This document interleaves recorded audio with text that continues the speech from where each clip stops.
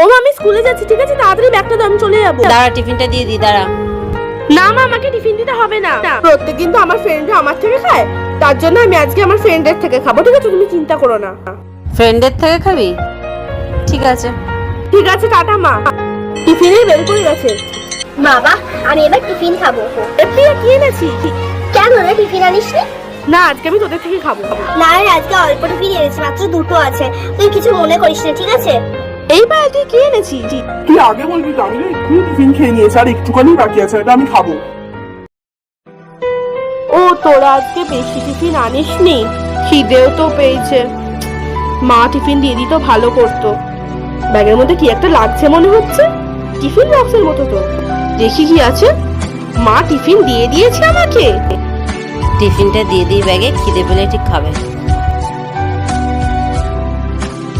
আমার মা সব জানে।